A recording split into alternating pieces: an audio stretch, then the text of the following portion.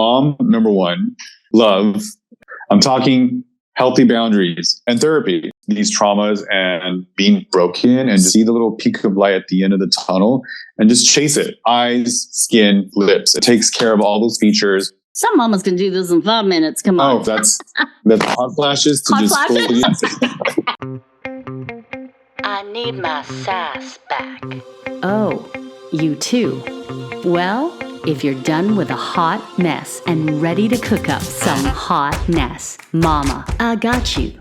Hey, I'm Deb, mama at Sass and Smalls. You're listening to Sass and Small Talk. We're going to talk about all the things, the mess, the cleanups, chasing the kids while chasing the dream. Join us here as we continue to find perfection in the imperfection of family life, while keeping things as sassy as they've always been. Before the drool, meltdowns, and potty mishaps came into the picture, I'm always looking for a way to fight through the funk of mamahood and find my sass. And I know I'm not alone. So grab your poison, throw on your comfy, and let's talk. Darling, I need my sass back.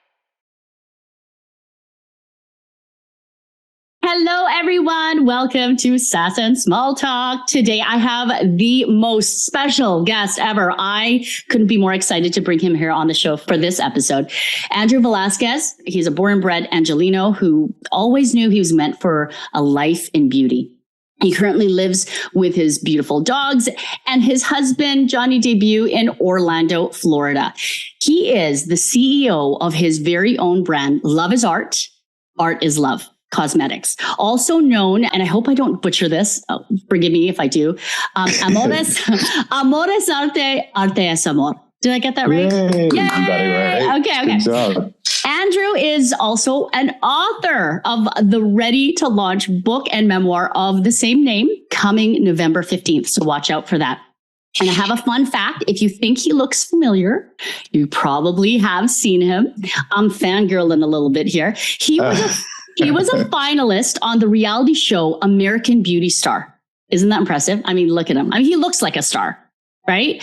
So he was a finalist. So we are very, very lucky to have him here. He has also worked with his share of very familiar names as a makeup artist with major celebrities from Lady Gaga to RuPaul, to Demi Levato, and along with many, many others on major film, TV, and music video production. So I am so honored to have Andrew here on the pod to talk about his life of creativity and beauty, his journey to create his own brand, taking risks in life, following dreams, and not ever taking life for granted. We're going to dig deep. So let's get to know this inspiring artist and creator, Andrew. Welcome. Hey. Yay! Hello. Oh my goodness. That was quite the intro. Thank you so much, beautiful. I'm so honored to be here at Sass and Smalls. I love everything that you have to talk about and everything that you're behind. And I back it up 100%. So congratulations to you. Bravo. I love you. Thank you. Well, I wanted to congratulate you on your book and your, oh my gosh, his palette that's come out, the Volume 1 Mi Corazon. It's on my IG. We just finished the most spectacular mommy makeup tutorial. Much fun. So much that was fun. Epic. That's why. So let's just take a moment to just enjoy. Girl, you look gorgeous. All the snatch, the cheekbone, the brow, the lip. That's all you need in life. A little concealer, bronzer, and a lip to pair you off, right? Very easy. And this is the thing is we had a lot of mamas viewing, and we're hoping that it'll reach the masses of mamas because we deserve to feel beautiful too. And I think so many times we just get inundated, right? So his book, I know we usually have guests here that are either other moms or something that's like mom centric. But why we wanted Andrew here was because your creativity, you're so inspirational as a creative human. And thank you. You followed a dream, you followed a path, and I was very lucky to be able to be witness to it, whether it's like online, a little bit in person. I saw him in his earlier years as a makeup artist, very dear friend of mine. I'm just going to give you a quick history on how I know this incredible human. Okay. So we break it down. Okay. So we met over a decade ago. Okay. How old do we feel? Was it over a decade ago? Like we were this little. We were tiny little babies. We were about like these tiny little babies. I had no children. I wasn't even married. Okay. I was, right. He was my work husband. I was. Hello. Look at us. We look good together, right? We do. I mean, the skin color matches. We do. And, you know, George wouldn't even mind because, you know, George also loves Andrew. We got our bromance thing. They got a bromance. Yeah. So we know Andrew through and through on a personal level, but I actually met him at MAC Cosmetics where I saw him firsthand, his talent as an artist and a creator back then. And I always knew he's destined for great things. He also does hair, right? You do hair as well. I mean, look at his hair. Like, look at this man. Oh, it's just a little blow dry. Yeah. It's no big deal. So I was actually going to come here to ask you a bunch of questions, right? I was going to, but I thought, you know what? I just want to talk. I want you to just word vomit all. Let's do it. Tell us how the journey, the process that led you to this moment. And just let's get to know Andrew a little bit. I'm going to kind of interject with a couple questions here and there, but let's just talk. Mm-hmm. So let's talk about Andrew. I mean, who are you? Did I cover who you are basically? Like what's going on? You're so good. I mean, it's kind of like you have a podcast and you're a host. It's almost like this is, no, you're great. I try. I'm just chilling. I'm right here just watching, enjoying the show. Really. you're so good. It's like, oh my God, the tone of your voice, the cadence, it's on point. I hear you. I know that you're a singer and you have that harmonious quality to you. So I see it. I appreciate it. But no, that intro was epic. Thank you. I feel so connected to you. I mean, even though we were far in other countries, it's like it never went away. Like every time we start talking again, we left off where we were back then. Yeah. And we were little babies. We were in our 20s. Yes. Yeah. We were just like, just fresh out of what I call my bad adolescence, which is chapter 3 in my book, El Diablito. And yeah, no, I mean, I love the fact that we met in such an integral part of my career and just really taking the artistry and the cosmetics corporate experience to the next level. And I feel that all those experiences and those jobs has helped me to be where I want to be today and still growing and learning from that because I'm forever a student, which is what my mama taught me. And she's my first, love and inspiration and 100% supporter. I'm Mexican-American, born and raised in Boyle Heights, East LA, California. First generation. My mom's from León, Guanajuato, and my dad's from Jalisco, Guadalajara. So learning English, because Spanish was my first speaking language, and coloring was really like my first form of expressing myself, because my mom always had me drawing and sketching, and she would draw with me. And she encouraged me to join the Los Angeles Music and Art School, where I really learned about color theory and painting and sketching and drawing and sculpting and just all mediums of art in general. Fast forward to my high school, where many of us kind of have a little self-discovery trauma and trigger situation. I mean, for me, it was, I'm not going to lie, it was discovering that, because I was raised Catholic, and I did, baptism, confirmation, all the things. All the things. Realizing as a Catholic man, I think I'm sinning because now I'm feeling other kind of ways, thinking that, first I thought it was bi because I just thought that was normal. And then I was like, no, I'm gay. I'm a gay man. But I'm being told that it's a sin through my spiritual practice. So I was very conflicted with that. And I expressed in my book about that. But I still kind of hold it to my heart. And there's still a nostalgia to the Catholicism practices. And, obviously I don't agree that marriage is between just a man and a woman. It's between anybody that loves one another. And matrimony is for everyone. But yeah, I think going through those early adolescent days of just self-discovery, it was really hard for myself and my mom in particular, because I think I helped raise my brothers, and my dad worked all the time as a mechanic during the day and then a tow truck driver at night. So I was really the other parent in our household, and I felt this maternal instinct that just kind of was natural, raising my 3 siblings.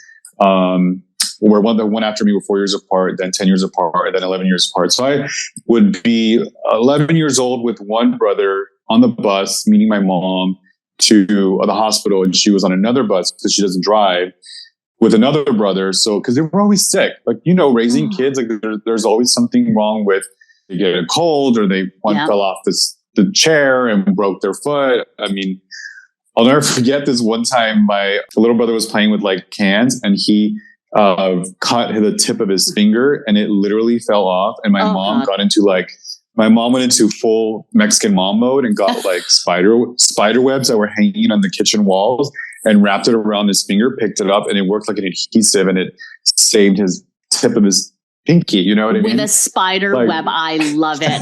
Home remedy. What mom would think of that? Yeah, of so, course. I mean, that was like a huge impact. Is like, here I am helping raise my brothers, trying to discover who I am, going through these adolescence. Then I just kind of went nuts and I discovered like fashion, hair coloring, wardrobe, makeup, and being raised in the 90s with club kids it was a lot of fun, but also a little like risky and dangerous because you're being with these rebels and like outcasts that were partying all night at an early age. And so now I know at that point, like my mom felt a little like lost because what is this kid doing? That he was my right hand man helping me. And now I'm out just doing my own thing. And I also have to say, going through like just mental health issues and just being in like a huge depression. And, I'm just going to be honest, like attempting suicide a couple of times, just feeling like really lost and just alone and just kind of like, I don't think anybody understands me. Not even my mom understands me. And she was the person that I was the closest to. But because of that and because of her urgency, she set me up for therapy. I had a psychiatrist, psychologist, like really young at an early age. And I didn't like it at first, but once I saw the benefits of it, I fell in love with therapy. And I've been in therapy ever since 15, still to this day as a 40-year-old man. It saved my life. So mom, number one, art, love, and therapy. Those four things have just really been kind of like the journey through the career, through self-discovery, and just kind of like my philosophy all around, because I still hold all those things very close to my heart and try to share that back to whom I ever come across. And that's one of the things that my mom said was, you have a light, be careful with that light and how much you share of it, and make sure they're deserving of it, because you don't want it to be depleting and then it affect your mental health, which she was right. I didn't realize like you guys are like psychic. You have this like, I don't know, this sixth sense that you can just pick up on. Maybe it comes from the like fetus. I don't know, but there's just something there. It's magical. I got to say, when they say mamas know. And I love that you listen to mama and that she is a very strong part of your journey. And that's actually why I love having you here, Andrew. Andrew is kind of a self-proclaimed mama in his own right. Oh, absolutely. As you hear, as you just heard, he helped raise his brothers, and you're a mama to your students. You're a mama to your dogs. You're a mama to right. And so this is what we love about Andrew, is that he, not only can he relate to moms, he just has such, as you can see here, you have such a regard for your mom. Your mom was part of this journey, the inspiration. So from both points of view, we can talk about that later. You're able to relate to our mamas that are listening because you know a role of overwhelm. You understand the mental load that a mama can carry because you've had a taste of it at such a young age. And then also, and of course that wasn't expected of you, but it just was the rule. And I feel that to the core because being raised in my culture as well as being Catholic, there's just this kind of loyalty to your family that it's just not even a question. I'm not saying other cultures don't have it, but it's really strong in our cultures, isn't it? Yeah, it is. Yeah. So I respect that. I love that. But I think that's why you could really reach the masses, not just the LGBTQ community, not just the mental health community, but also caregiving community. And I think that's why you are perfect for this episode. Thank you. Can I just quickly read a part of your synopsis. So I got a little taste of Andrew's book and his memoir. Look at that. So anyone who's listening on the pod right now, I really encourage you to go to YouTube and check this same episode out. You will see this gorgeous book. Look at that cover. Look at that. Incredible. It's very image heavy. Am I right, Andrew? Is it quite image heavy? I'm a visual, you know what I mean? Like, it's just kind of like the artistry that I first was really infatuated with. And then the narrative, I mean, it's always been there, but the visuals is really what kind of brings you in, and then you connect it. Yeah. Right. I think each chapter kind of is related to one particular visual, which I think is just brilliant. And and it just kind of visits every phase in your life, which I admire so much, because the vulnerability in this book is so relatable, I believe, to so many. And I think mamas in general would benefit from reading something as powerful and profound as this type of journey from beginning to end, and not even just as a creative or a person who's just dying to let that creativity come out, but as a mom and looking at from the perspective of a mom and how a little boy who fought through the struggles of discrimination and all the trials and the trauma that you experienced. Let me just read the synopsis, because this is what got me. Okay. I'm not sure if this is in your book per se, but maybe it's in the back of your book, but here's what really touched me. My stories and images together show how I overcome self-destructive behavior and how I channel my energies towards a successful career in Hollywood's beauty industry. I tell an against the odds life story that connects self-acceptance to art and love. So basically, it's a story of past traumas and personal struggles and how you turn things around. And that inspired me as a creative, as a mom who feels I lost myself, right? I lost myself. I was on this journey I was alongside Andrew when we worked together. Fun fact, we used to work together at MAC Cosmetics. Did I mention that? Yes. Already? And like I said, I'm seeing his journey just flourish, and it was because you took these risks. You took these risks. You used those vulnerable, crazy moments in your life. Following what your mom's advice is like, let's share what needs to be shared to people who deserve to hear it, people who need it. Let's talk about your early years then. I don't want details. I told Andrew, don't give me too much because I want people to read your book. I want people to read your book. Right. All right. So let's talk about that. You speak very highly of Mama. Let's talk about you and Mama and all that stuff. I mean, this is the 80s, going to like the first record stores, helping her pick out her favorite vinyl records, Annie Lennox, Cyndi Lauper, Madonna. And I loved the covers of each of those records and the posters hanging on her walls. And just to entertain me, she would, do her hair and makeup like the images that were just around me. And then she went to cosmetology school as well. And so she would take me. That's really where I discovered the scents, the smells of like the acrylic nails, the hairspray. And I mean, back then nails were like crazy and long. Yeah. The hair was huge and big. Yeah. But I absolutely loved it. And it just it was always around me. And my mom was like, just always done, glam, head to toe, accessorized, wardrobe. She just always was really well put together.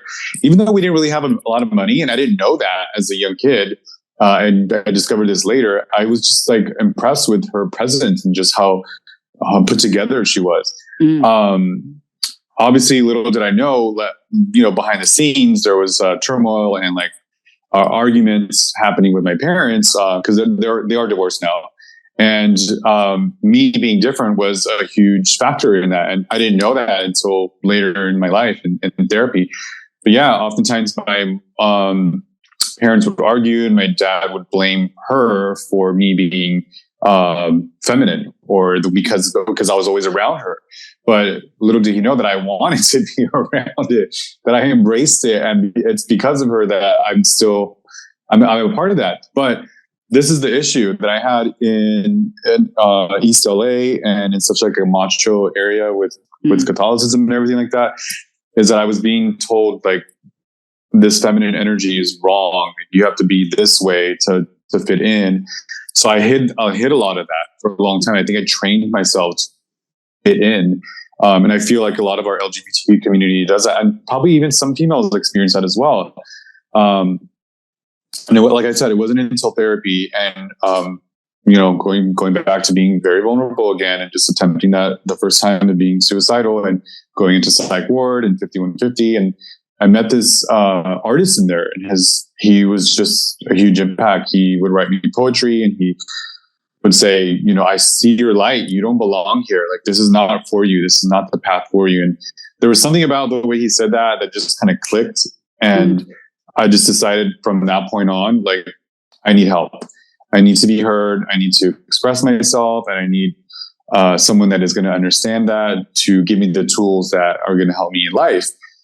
So yeah, that's why I think therapy is great for everyone. Can I quickly ask you, around how old were you at that time when you had met this individual? You had gone through this time in your life. How old were you around? 15. 15. Okay. Yeah. So fast forward to meeting my school counselor. He's like, your art credits are great. You're a magnet student. You're gifted. I traveled to the East Coast for the first time. No one in my family had ever traveled. And I stayed in, to study the first 13 colonies, and just tour like the East Coast for like 3 months. And that's why I fell in love with traveling and seeing the fact that I can go to other places and discover even more and learn, experience more.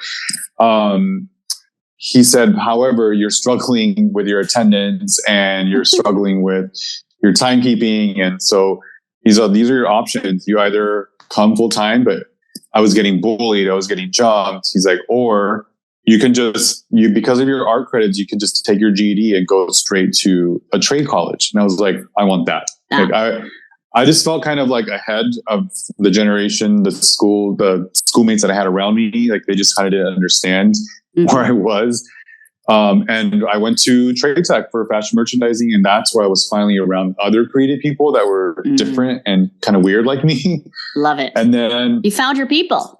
I did. So I left at 16. 16. I did. I said to my parents, I want you to focus on my siblings, raise them with some quality, care, take care of you. I'm going to take care of me. So I had a partner at the time that I went and I lived in the Valley. So I left East LA to the Valley and went to West Valley Occupational Center for cosmetology school after fashion merchandising. And then that's where just the ideas of collaboration, conceptualizing with other artists and fashion designers and photography and wardrobe and being in hair shows. That's where I was like, whoa, you can really take this career to so many other areas. Like, it doesn't just have to be in a salon, which I did start in salon. Sure. And then finally because I shopped at Mac all the time. Yeah. Finally having the courage to pick up like my face charts and my little portfolio and go to the Mac Beverly Center and ask for the manager and say, hey, I'm dressed in all black. I know I'm not experienced as you, but I'm in cosmetology school. Would you just consider? And sure enough, I went to like 20 Mac locations, all in the LA and Orange County area.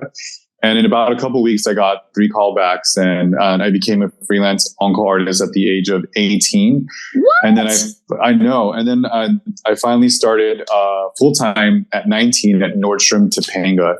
And then that's where my 11 years with Mac Cosmetics just grew. So 11 years later, and that's when I met you in the corporate world, because I was an event coordinator with one of our amazing event directors, Sass Dolan, and then managed the pro store. And then that's where I got to meet all these amazing other artists like RuPaul, Lady Gaga, Michelle Williams, and then they work with agencies. So yeah, really, I think having mother's help, number one, and the encouragement and support. Number two, having these traumas and being broken and just kind of feeling the lowest of the low, gave me an opportunity to kind of like crack and just see the little peak of light at the end of the tunnel and just chase it and just start taking those risks and just start asking for help and asking for mentorship.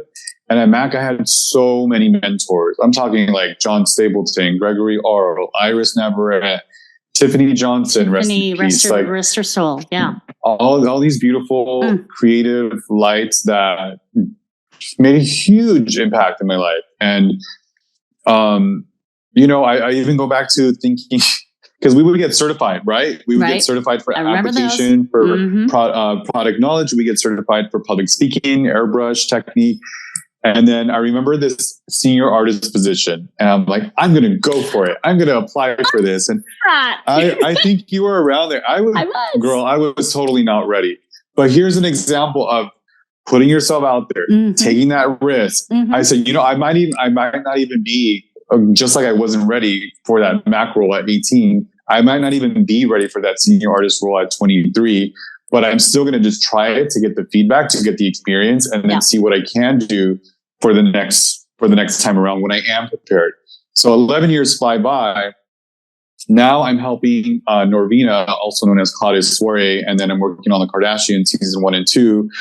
And Anastasia Beverly Hills was doing their eyebrows, and they're like, "Hey, you're a really good color artist. We want to start doing color. Would you be interested in a national makeup artist position?" So that was the time that I was ready to transition from my Mac culture, which was huge. And I write about that in the book because I compared to like working for Disney and just having this fantasy, almost like you're on a stage. You know what I mean? It really was like Disney, wasn't it? Absolutely. Little did they know that the Mac artist behind the Mickey ears is like also struggling like they are, or having these challenges. But at Anastasia Beverly Hills is where I took that national artistry level just to the next notch. Meeting Anna Wintour, going to fashion shows, helping develop the products, seeing the micas, the waters, and the pigments turn into actual cosmetics. And then social media becoming a thing and going viral. And then they really being the pioneers of the artistry community online and doing the sponsorship thing, and encouraged me to start like my platform. And then, so 4 years later, after experiencing, great, work with Anastasia and Norvina and Claudia, I finally decided to open up my own salon, and it was great. And it was in Glendale, California, where I took salon clients, and then still working with agencies, growing the portfolio, and still educating, other cosmetology schools as well. So now it's like full circle. Like I started in cosmetology school going with my mom, then going on my own. Yeah. And then while I was going to cosmetology school, my instructor saying, "You're a teacher too. I'm going to have you help me the makeup portion." So that always kind of stood in the back. And then later was like, yes, I am a teacher. I'm an educator. And so, now it's 8 years that I've left the corporate world and have been on my own. I live now in Orlando, Florida. And throughout those 8 years, I was able to be on American Beauty Star, this reality competition show that was on Lifetime, which is now on Amazon. So you can go stream now and just search for that. And that was a great experience on its own too, because now I'm quarantined for 3 weeks. I have access to no devices, no loved ones. I'm forced to be alone in my thoughts and kind of perform on stage because I'm being in front of the camera. So all I see is my hotel room, the shuttle, the studio, Adriana Lima, Sir John, Sarah, John, all these amazing people that are in our industry or looked up to for a long time. And so back in my room, just kind of neurotic Capricorn brain that I have, trying to go over the challenge for the next day, starting journaling, making face charts. That's when I realized I have a book and I need to publish this. Yeah. You have a book. So you were collecting along the way. It's not like you just sat down and said, "Oh, I'm going to start a book." You actually had, without you knowing, you had the content accessible to you. So there's a book. Absolutely. I love it. At the time it was more therapy and it was more meditational because the only things that I was allowed to take was like my iPod shuffle, my yoga mat, and my sketch pad to journal and draw. So those three things, mind, body, soul, like just taking care of myself and being healthy and being vegetarian, and then starting to draw and starting to journal, like all those things just kept feeding my soul, my mind, but also like in my body. So I could be present. And that's where I discovered like my Zendru. That's where I came up with that term of just being like completely in Zen and in peace. Exactly. Because there was drama. I didn't let the drama that was happening behind stage and cameras with other competitors get to me. I stayed true to who I was, authentic Andrew. I tried to focus on what was a challenge, and I wanted that to come through. And what I did the entire time, because my mom was going through a lot of just like really health issues at the time. what I did is I wanted to put all the energy that I was exuding on stage for her. I remember making that conscious effort. I remember literally saying physically and verbally out loud, like, Mom, whatever I'm doing on stage, if I win, great, but I want your help to win. And I felt kind of kept me going the entire season. And I made it to the finales, you know?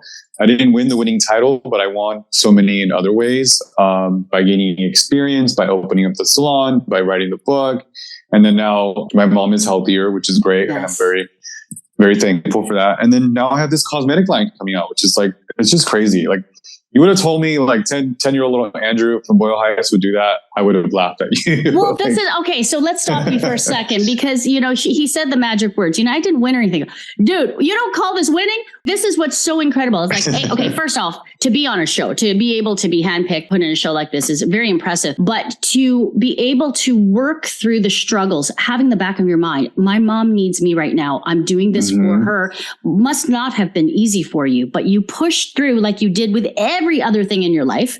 Push through, kept pushing through. And despite all the challenges, and I do love the Zendru. I'm going to have to steal that Zendru. Do it. Zendab. No, that works. Zendru. I'm going to keep it Zendru because let me just side note. Before we did our IG live, I was so nervous. Once again, go to my profile on Sass and Smalls. You'll see it. And so cute. I was shaking, Andrew, but we had a little pep talk, right? And we did. I know Andrew very well. I know him very well, but there's one thing I didn't know. I didn't know you were this centered. I didn't know that. And so the first thing, I got him on the call to give me some last minute, okay, what should I prep? You know what he said to me? This was his advice. Instead of saying, hey, I want this palette ready. I want this is what he said. He said, all right, let's take a deep breath in.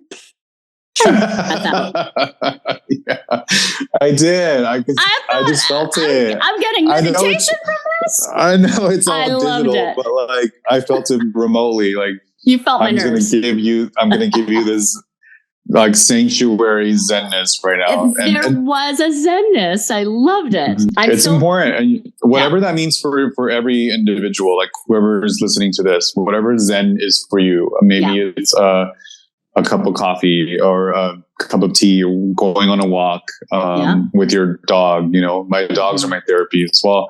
But yeah, honestly, just intaking in that beautiful oxygen, like Mother Nature is, hello, Mother Nature. Can we say Mother Nature is there for us? She always has our back. Don't forget that. Yeah. Breathe her in, and then just release all that trauma and activity. And it just balances you.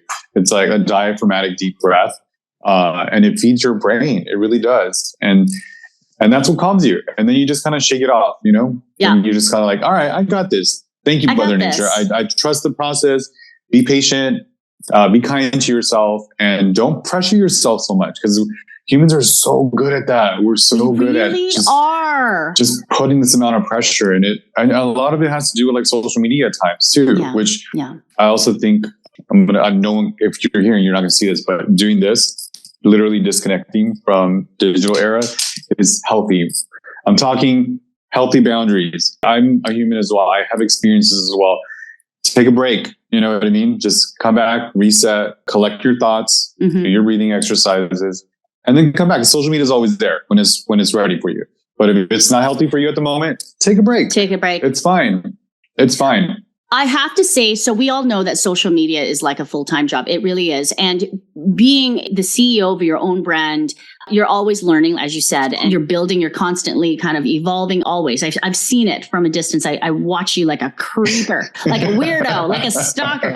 And I'm like, how does he do it? Because I know you're busy. I know you got a million things going on. Just yesterday alone, you had all these IG lives. Everyone wants a piece of Andrew because his book is coming out. So we're like, I want him on the show. I want him to do my makeup. Like we're all jumping on Andrew right now. But for some reason, he is able to make time. He is able to respond. How though? How do you do that? And you're still, you keep this calm about you. Now, I want to rewind to the journaling because I think the journaling is also, you mentioned that as being part of your therapy in general, is part of this journey, a big part of it. There is talk these days, this is garbage, journaling, blah, blah, blah. Okay, that's what people are saying. I want to ask you a question about this because I'm always, I got ADHD. I have about 5 beautiful journals and I have all this intention to start it.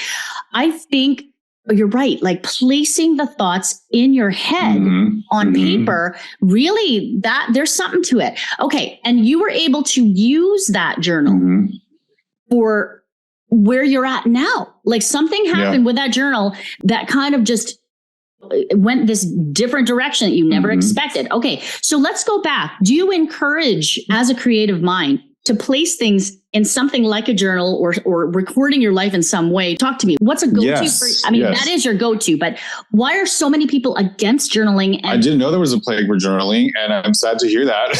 I am too. I mean, there's always going to be, you can't please everybody. You can't please everyone. There's always going to be something that is going to have an opinion for all kinds of self-help discoveries. But for me, why it's worked for me, because there's something synergetically connect with your hands and your conscious as you're physically writing it out onto a two-dimensional paper and you're physically seeing it. It's sensory driven now. You're touching it, you're seeing it, you're feeling it, and maybe your soul is like feeling it too. So because we're all connected to Mother Nature once again, you're putting it out into the universe, and synergistically it will come back and grant you, if you're kind and you're following the light and grateful and absolutely. Yeah. So there's an exercise that I practice often that, well, there's two, and I share them. I'm not going to share both of them. I'm only going to share one. You have to read the book.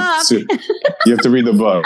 So I just talked a little bit about the sensory mode. There's this other one that's called, I call it affirmation alphabet. So whenever I am, because I do get a little panic sometimes, and I do feel overwhelmed. I just lost my 14-year-old puppy, and I mean, he's not a puppy, but he was to me. Yes, my little Jack Tripper. His paws are right here next to my heart. And I mean, I was a mess. I talk about La Muerte in my book too, which being my biggest fear, and then finally experienced that with one of the closest creatures to me. I found panicked, kind of chaotic Andrew again from his teens. Like I felt that energy a little bit again. I recognized it and I had to check with it. And I felt Tripp's love, and I remembered his eyes, and I knew that if he was there with me, that he was gonna guide me. And he does. You know, I'm getting a little emotional. Sorry. And so I trusted that. And I just remembered, you have to be kind to you. Like, stop putting these pressures so heavy on your shoulders that are just going to weigh you down like that.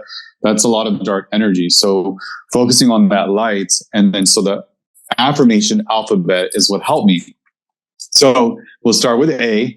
You can say A, affirmations. That's one of the words you're gonna recite out loud as you're all going on a walk to somewhere that has like a beautiful view by yourself. Don't go with anybody else. It's distracting. Oh, that's a good point. That's a good note. Yeah. Affirmations. B, blessed. C, caring. D, diligent. E, empathetic. F, forgiving. G, grateful. H, humble. I, inspired. I mean, you get the idea. So you say whatever word about yourself. Yes. And or yes, or what you want to be. Yes. What you're putting out into, again, sensory mode, verbally saying out loud. Then you feel it. It's out in the universe. Boom. It comes back to you.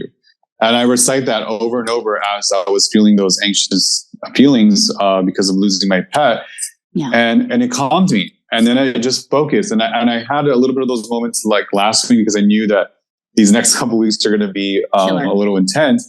Yeah. But I keep doing that. I keep going on those walks and having my alphabet of affirmations, and it just calms me down. So that's what I'm gifting to your audience right now. Go ahead and take that moment to yourself, breathe in the oxygen, and have your affirmation alphabet to put it out into the universe. I love that, because I think a lot of times, even reviewing them in my head, how I came across during my IG live with you, because I was nervous, and I always kind of tend to, and I'm sure you can remember this from our days together when we worked together. I tend to self-deprecate when I'm uncomfortable. I feel like humility equals putting yourself down, saying negative things about yourself. I'm learning really quick because we need to model for our kids. Mm-hmm. And I do actually want to talk to you about how your mom modeled for you this love for creativity. But just really quick, I wanted to just say that many times I'm telling especially my daughter who's older, 11, I would tell her we have to speak well about ourselves, not ill, because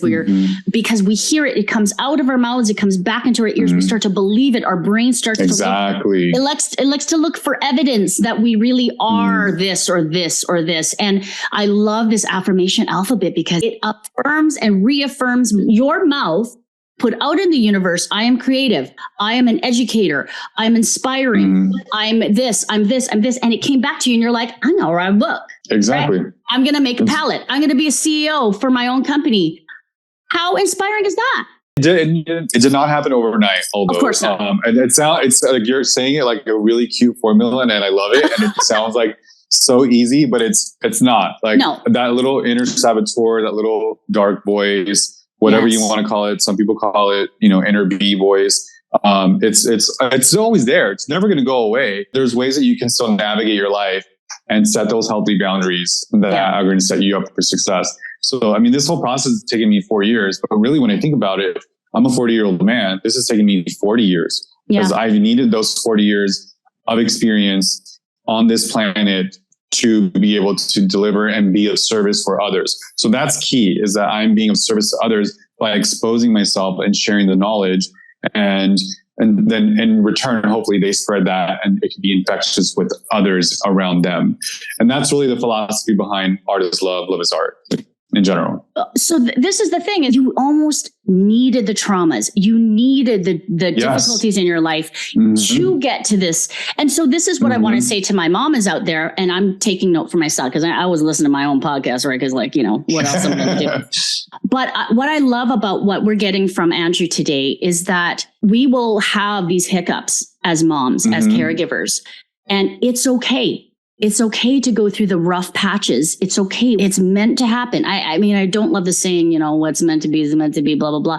But it truly is. There's a reason why it's a cliche, because we need to do what we're destined to do to get to where we're destined to get to, right? You're living proof. I'm just so blown away that it wasn't. It definitely wasn't overnight. I know that. I know that. No. But the fact that you made choices to push through. I mean, I think the choice in itself to get therapy, to hone into some of your self-discovery moments as a teen, to take risks. And it's the simple formula of law of attraction, and what you are putting out into the universe, you will 100% receive back. And you said it earlier, if you're constantly listening to that inner saboteur voice and you're saying bad things about you, then you're going to eventually be that and believe it, because it's the constant reminder. So that's why this affirmation alphabet is really helpful for me, because those words they mean more, and then it becomes a reality. And that's key. It's like what you're putting out and believing in it is what you're going to get in return, And this self-awareness is quite exciting for me too, because while I'm on my discovery of self-awareness, whatever I'm trying to do with my life, there's so many times I sit back and I'm like, what the heck am I doing? Like, why am I here? I should just be mommying. I should just be homeschooling. Or why am I homeschooling? And all these decisions I'm making in life. I do have to say, as I'm doing these things, I am inadvertently modeling this for my daughter, for my kids, both my kids, but mostly my daughter right now. So I want to go back. I want to just kind of revisit Mama. Do we call her Mama Velázquez? Yeah, okay. Absolutely. Okay. So Mama Velázquez, I have to admire her, because back then it probably wasn't easy to do the glamming up and then loving this and that and going to cosmetics school and all that stuff. So my question for you, obviously she did what she did and that inspired you, probably made that easy for you to go into the world, but you had some resistance. I'm not saying your dad, I'm just saying in general, right? Being a Catholic, being, where you live, this, that, and the other, bullying, all that. So to make this choice to follow art, as opposed to the practical choices like becoming this, becoming that, becoming a doctor, becoming a teacher, all those things. So I have to thank you, because my daughter she's got what do you call yourselves when you're creative? Are you the right-sided, left-sided? I can't remember. I don't know. I'm creative. I'm not a doctor. Oh, exactly. See, there you go. That probably explains why we don't know which Two different side, parts of the brain. So the different part of the brain that's more of artistic. So you did go against kind of what I know in my own culture and back in the day, especially at age 16, to go into the world of cosmetics and art. And it's a risk. It's a risk. Mm-hmm. Once upon a time, though, did you ever feel the need to look into the other kind of life, into the other side of the brain? Or did you just go, let's look into the arts, even though no one else is doing it? This is the path of most resistance. Yeah, no, absolutely. I because I went to the magnet schools, I remember all my teachers and I gave them shout outs in the book. Love it. I remember Miss Sassoon. I remember Mr. Martinez. I remember Mrs. Allen. They all were huge impacts in my life. And these are math teachers, English teachers, history teachers. Oh. And no, I think alone with their mentorship, I thought I was going to be a teacher. I remember one of my teachers actually gave me her old teacher's manual and I kept it for such a long time. And then I naturally went back home to my brothers and I was like, I'm going to be your teacher today. Let's play school. And then I would get out my curriculum and give them homework. And that was just like a norm. That was just what we did to entertain ourselves. Then for kitchen days, I would become the sous chef and then I would tell them what to cook. And my mom loved that because then she didn't have to cook. And then for arts and crafts day, then I was their art instructor. So I don't know. I don't know what it is. I don't know if it's just me embracing the maternal feminine energy at such a young age where I love it. I still hold that to this day, and mothers are teachers. Mothers are 100% our first mentors. And I think that's why I'm where I'm at today, because my mom was like the OG, she's a veteran. She's a veterana of Amor, Arte. Amor, Arte, mama. I love it. Yes, for sure. So yeah, no, I embrace that to this day, and I'm still a mentor to future cosmetologists, to people that are trying to just get into the industry. And I think that's the key, is just being of service, being a mentor, being an educator, and giving back to a community of some way, whatever that community is for you. Now, let's go back to the fact that you love beauty in general. We got some mamas here. We did talk a little bit briefly about this on the IG. Do you have any words of encouragement with regards to the importance of feeling beautiful? Oh, so important. As a human, but let's talk for mamas. You are mama. So I feel like you are mama. I feel like you feel me. I often feel chaotic and tired and I don't bother. My kids are always very well dressed. They're ready to go. How come I can't do that for myself? And does that have anything to do with the fact that I feel low energy and sad and that my face isn't important, that my health isn't important? It's all about the kids, this, that, and the other. And I've had that struggle. I'm working on it. Yes. That's why you're on here. I love it. Right? That's why we got ourselves a little energy. So your thoughts on what you can tell our listeners, especially the mamas out there, the importance of beauty and recognizing it. Well, I'm proud of you. Number one, thank you for being vulnerable and speaking up and sharing with us, your challenges. And I think that's very admirable, to be that vulnerable and expose that truth, because we all have that. And so thank you for sharing that. And that I'm proud that you are able to learn from that. But I think, yes, it's the key word or question of how the hell are you going to help somebody else when you can't help yourself or can't love yourself? How are you going to be a mom to others, a mentor or whatever, if you're not even doing that for yourself or taking your own advice? And I think that's the key, is that sometimes as humans, we feel this imposter syndrome. I know I've felt that before. So I think I'm going to go back to that little meditative moment before anybody's awake, before anybody is moving inside the house. Get up for yourself, go to the bathroom, go outside, go to watch the sunrise. Take that moment of alphabet affirmation, breathe in the oxygen. Mother Nature's got your back. Once you inhale that oxygen, you exhale the triggers and traumas, the negativity. you go back and you're ready to take over the world. You might not even need caffeine at that point because you're so pumped and you're so motivated and inspired from that positivity that you just did for yourself selfishly, which is good. So I'm proud of you listeners for doing that for yourself every day. Then you're going to go be able to do whatever you want and just take over the world. But it's okay to be selfish. It's okay to have that alone time. And I think it's important. I encourage everyone to do that in whatever capacity allows it for them, because those lists, that job, the mom duties, they're going to be there always, regardless. So if you're not taking that moment to love yourself and be kind, then you're not going to be able to do, on that entire list. So you're right. I have this list ongoing every day. And I got to tell you, so it's funny. Let's just go back to the idea of going outside. And it's a simple solution. I love it. I homeschool my kiddo and she's resistant most days. She's also very much an artist. And I got to tell you, sometimes we go onto your profile just to show her some of your space charts. She's very inspired by your face charts. We got to do a class. We're going to have to do a class. Oh yeah. Let's talk about this class. Oh my gosh. Andrew is a teacher. You guys, I'm not even kidding. We're going to look into that as well. So be sure we're going to put those links on my show notes as well. But I got to say, when we do stuff like math and science, and there's nothing wrong with it, she does enjoy it at the end of the day when I learn how to teach her in a way that she learns. So that includes using art, using visuals, like tapping into what works for her. But when she has her moments and she's just like done, and the first and only thing that we do is open the door. I don't care how cold it is outside. We go outside and we take a breath in. She at first thought of it as a punishment. I said, no, there's no punishment here. We're just going to go outside and sit down because we both need a break. We need that air.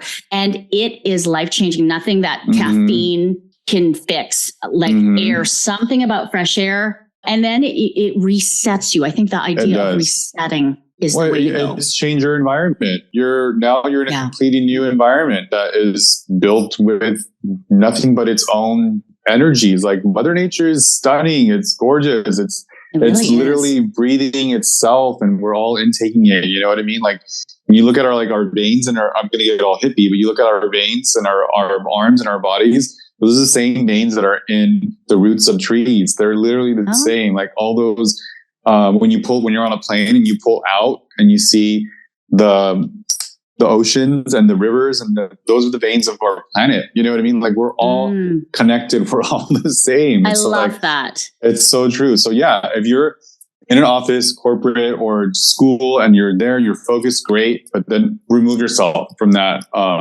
environment. Put yourself outside into a beautiful space where you can have that moment for yourself. And I think that really goes hand in hand with unplugging, like getting off the phone. I think even just thinking about beauty and how a lot of us were kind of in this overwhelm, right? And we're looking at our phone and we see other beautiful faces, whether there are other moms who can make it work, or singles, or the kids have already left home, and we just look at their faces. It's flawless. And how can you do this? How do you make this work? And then we just get more depressed. I think being able to have the boundary of not comparing yourself, but then finding what it is that makes you feel beautiful. I think that is also key too. Do you have any words of advice? How, a simple way, I mean, we have the IG Live, but what would be a nice, simple way for a mom to feel beautiful? Okay. It's going to start with what I discussed earlier, having that selfish moment of just being alone and a little meditative experience, whatever that means for you. Then instead of drinking coffee first thing, when you wake up, I know because I'm guilty of that at times as well, just drink a big glass of water. A big glass of water. What does water have? Oxygen. You're feeding your brain. You're feeding your mind, your body, and your soul. And they say 2 cups, 2 glasses of water.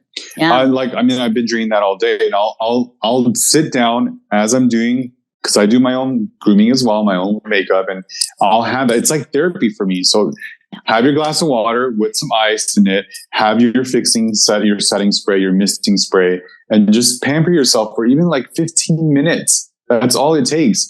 A little pampering spray, fixing spray, little eye cream that has caffeine. So there's your caffeine. Now you don't have to drink it. You can do caffeine extract, eye cream. Through your skin will actually go into my system and give me energy. Yes. Come on. Yes. And it detox at the same time. Yeah. Yes. Think about it. You're absorbing it. Your body's going to intake it. So it still travels through your liver. It's the same thing. Hello. Right. I might be an artist, but I know anatomy. And then at least these three things. If you don't have time for like a full face of glam, at least after what I've just discussed, at least a little bit of concealer, a little bit of bronzer, and either mascara or like a beautiful lip color that just pops. So those three things, because it's like eyes, skin, lips. It takes care of all those features. It's a little bit more even. Then your eyes stand out more. You're more expressive. The lashes help you. The mascara helps you. And then your teeth look whiter because you have a pop-up lip. So at least those three things. That. Yeah. And that's like quick. That is possible. 15 minutes. We can do that. 50 minutes. I'd even say some mamas can do this in 5 minutes. Come on. Oh, for sure. But please don't do it while you're driving and also breastfeeding at the same time, because that's going to stress me out now. I'm getting hot. He's patting his anxiety. I love it. Now, I think, Andrew is a busy, very sought after individual right now, especially as he's launching his book. So, it's happening. And his cosmetics line, it is incredible. I would encourage you to stop what you're doing and follow him on all his platforms. So I'm going to give Andrew a chance to give him a little bit of a self shout out. Can you tell us where to find you, where they can get your book, when, how, what, all the things? Where can we find you? All right. So my name is Andrew Velázquez, and that's the same for all of my handles on all social media platforms. It's AndrewVelazquez_.